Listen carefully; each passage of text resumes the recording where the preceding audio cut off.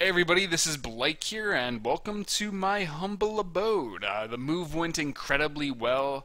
I'm, for the most part, really happy with this apartment. However, I did not think about my video productions while I was setting everything up, so I put my computer in the most convenient place possible, uh, technically in my dining room. However, the background is my kitchen, and that is just unacceptable. I mean, just look at all the crap you could see, too. That looks like a package I need to ship out. On the other side, we have my coin jar, some fish oil capsules, and I believe that is hand lotion you could see. I assure you, my skin gets really dry really fast, which is the only reason why I have that back there. Don't think anything suspicious or perverted is going on because I have hand lotion so close to my computer. It is not what you're thinking, or at least what I'm thinking you're thinking. Um, the actual reasons are much more innocent. Plus it helps when I need to masturbate. Plus there's a cupboard open in the background. I probably could have closed that, but I'm not about cleanliness. I'm pretty disgusting and very unprofessional apparently, but I promise you when I start filming like more official productions, whether it's Critiquing the Critics or Kick Ass of Awesome, I'll figure out something better. Whether it's me just moving the computer desk, probably won't happen, but you never know. Or I can bring out my posters. Hopefully that could cut out most of this. I have a green screen I could try using, but it might be just too big for this area. Or maybe I'll try using that old camera that I experimented with in 2012. I only say that because I know I filmed my Jurassic Park 3D video using it, which would be very convenient because it looks really good. But unfortunately, whenever I try uploading those files to the computer, it causes my editing software to crash. So I don't know if that's going to work out or not. But I promise I'll really look into it, and by the time I start doing anything serious, I'll have a much better background to play with. I'm going to go ahead and lower this a bit. That's better. Actually, that might not be a bad background. I just had the breakfast bar, and I can put some props on there. Maybe it could work. We'll see. But let's go ahead and talk about Chappie. Why not the Lazarus Effect? Because who wants me to talk about the Lazarus Effect? I'll discuss that a little bit later. Everybody is probably expecting me to review Chappie, but I did not watch Chappie, and I have no desire to see Chappie during its theatrical run. I personally feel that Blomkamp is overrated as a director. He's very enthusiastic for the medium. Very energetic, very stylish. However, I thought District 9 was just really, really average, and it confuses me that people embraced it so wholeheartedly. There are certain films I dislike, but that I really do understand, why people love them, such as 2001: A Space Odyssey. You tell me that that is a classic, I'll say okay. I didn't care for it personally, but I could definitely see, where you'd be coming from. If you told me District 9 is a classic, I'd be like, I really feel the need to debate that. And I don't think it's a bad movie. It's okay. I do like it in parts. However, I remember when that first came out, and everybody was just unanimously jerking off all over District 9, and I could not wait to join that bukkake party. But when I showed up, I just could not get it up. I was totally limp and embarrassed and frustrated. District 9 was doing nothing for me, and I think the problem was while watching it, I kept thinking of other better movies, and that's never a good thing, especially for a film that I'm supposed to like. It's one thing with the Lazarus Effect just because I don't think anybody really expected that to be a good film. So the fact that it reminds me of pretty much everything uh, isn't going to piss me off as much as something like District 9, even though District 9 is easily going to be better than The Lazarus Effect. Um, but yeah, that made me angry. I did not hate District 9, but I did hate the reception it got. And what complicated things even more was when Elysium came out. Now, I was really looking forward to that because, once again, even though District 9 didn't really make me a happy viewer, I do feel that Blomkamp was very talented and was sure that he'd, make a movie even I would love. And you know what? I loved Elysium. The problem was I was the only one jerking off all over that movie, and it was very lonely. Um, so I did not understand why people reacted so strongly to District 9, but were totally indifferent towards Elysium, which I thought was easily the better film. So in a way, I hated the reception that movie got too, even though I really liked the film. And so that just kind of burned me out on Neil Blomkamp at that time in general. So his presence within Chappie just did nothing for me. Didn't really add to my excitement, and I tried to make sure that it wasn't going to take away from it. But then the trailers came out, and I was just completely underwhelmed by them.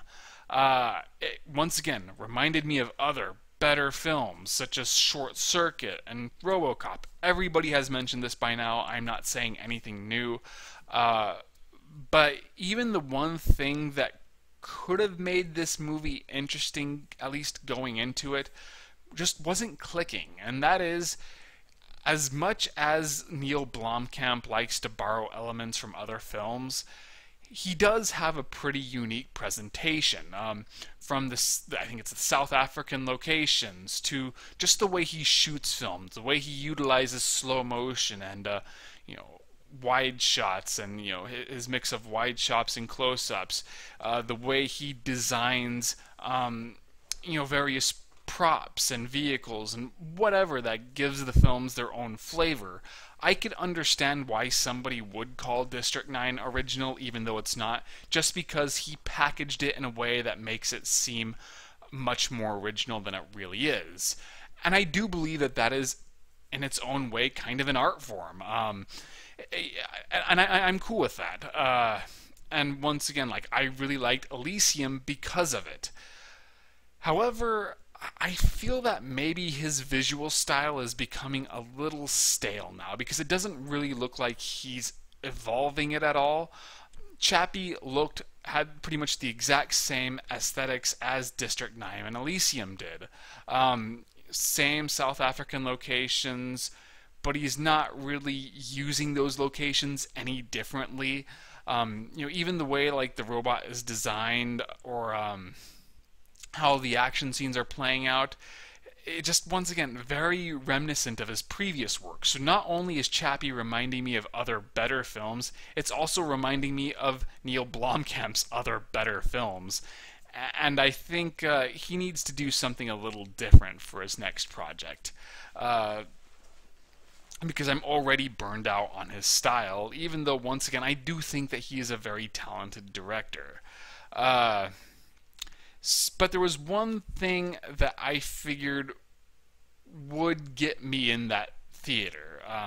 Because I was planning on seeing Chappie up until the day before it was being released. But then the reviews came in, and I figured that Chappie would be well received by critics and the masses because it's Neil Blomkamp. But it wasn't. It got actually very poor reviews. Maybe more middling reviews, but compared to what he had, the receptions that his movies were previously getting, Chappie just wasn't very well liked.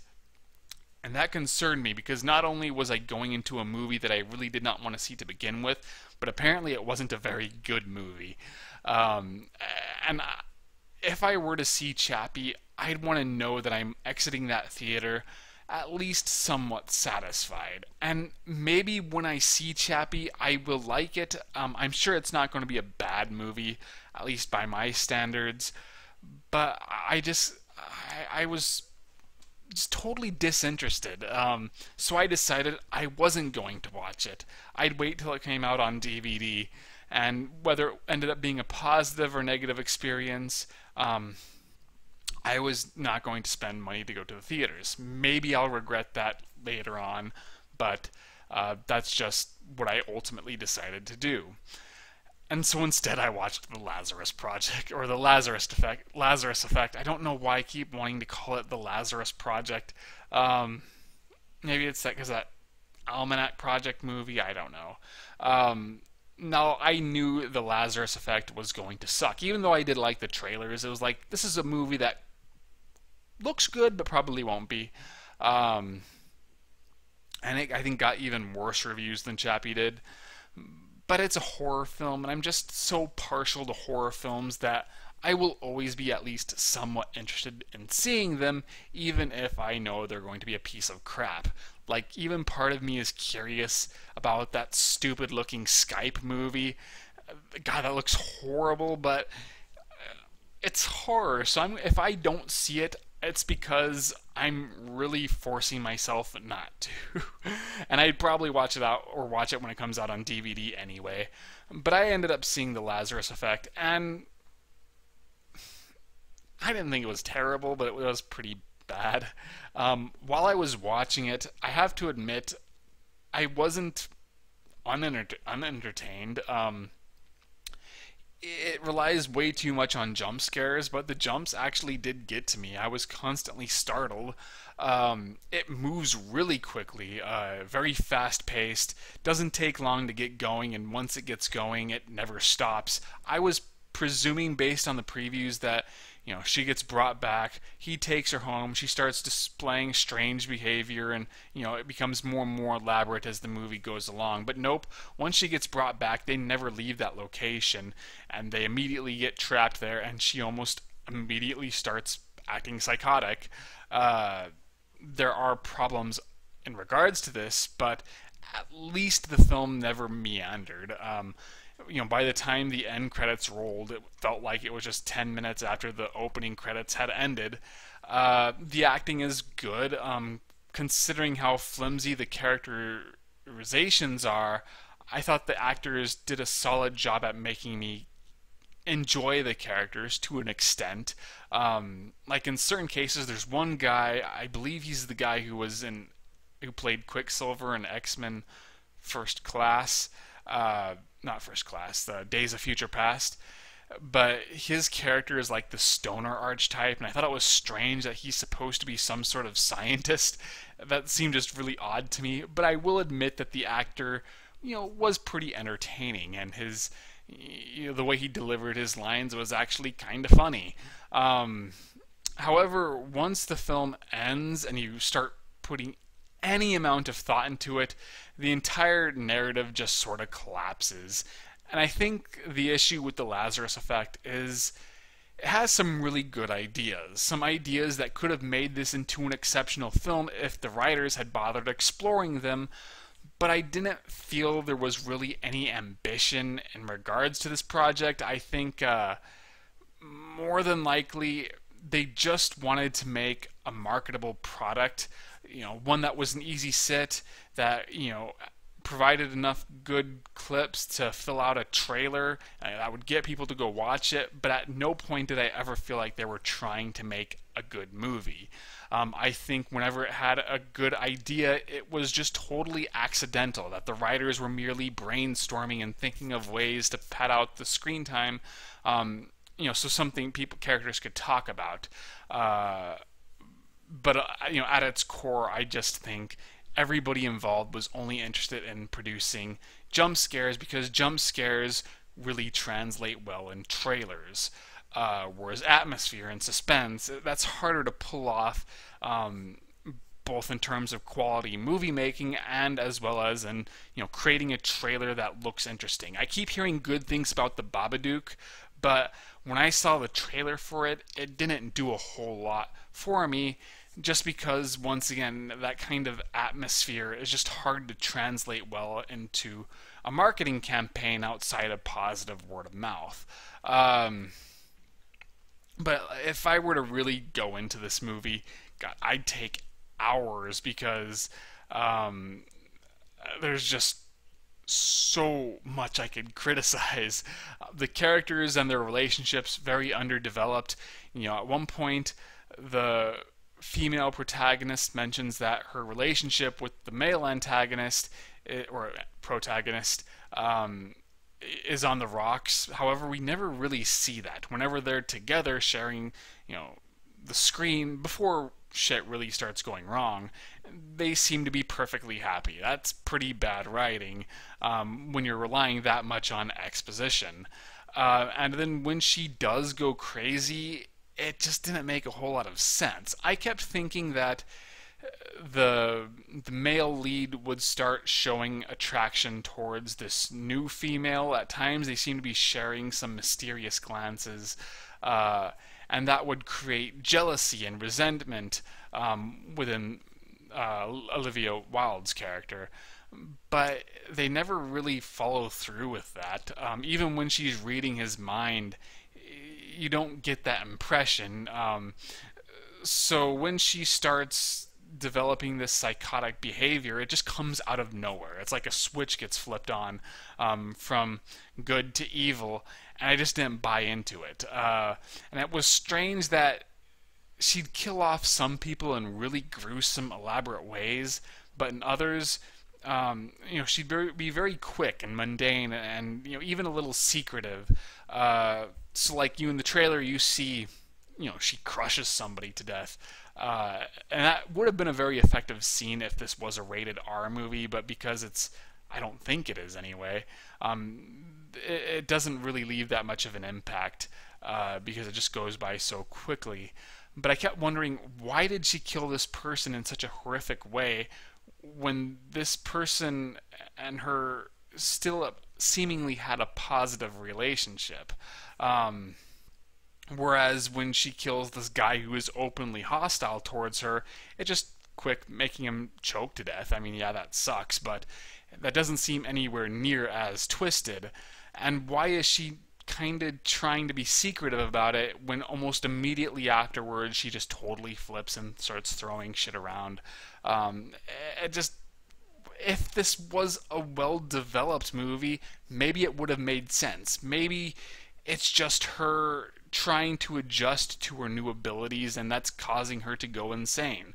But there's no time put into that, so it just feels like bad writing. I liked the ambiguity as to why she is becoming so powerful. Is she being possessed by a demon? For a fact that at least part of her is still there, because once she wakes up, the film does kind of show the narrative events through her point of view, so it's her. There's just something kind of off about her by now. So it's not like her body is being inhabited by something else. But is she being possessed by a demon? Did she just bring a bit of hell with her, and that's where her powers are coming from? Well, how come she kills the dog who is also possessed? There are some plot holes that arise with that logic, because once again the film never bothers exploring it. It's just that a character theorizes that might have been what's happening, or maybe that's not at all. Maybe she's just becoming kind of a psychic, much like Lucy, where her mind is evolving so rapidly that it's allowing her to do things that human beings aren't currently not meant to do. But and then like the hellish imagery is just a manifestation of her guilt. I do like that idea too, but once again, like, she becomes just a bit too demonic looking by the end. Like, why is she vanishing and vanishing and then reappearing so suddenly just to get a quick scare out of some of the characters? Now with demons, they're always that kind of they're malevolent, but they're also kind of tricksters. They like screwing with their victims. They like inflicting psychological torture. But for the most part, that doesn't seem to be in character with her, even when she starts turning evil.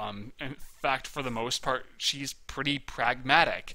So those moments just don't really fit. And the ending was stupid too. I didn't get that at all.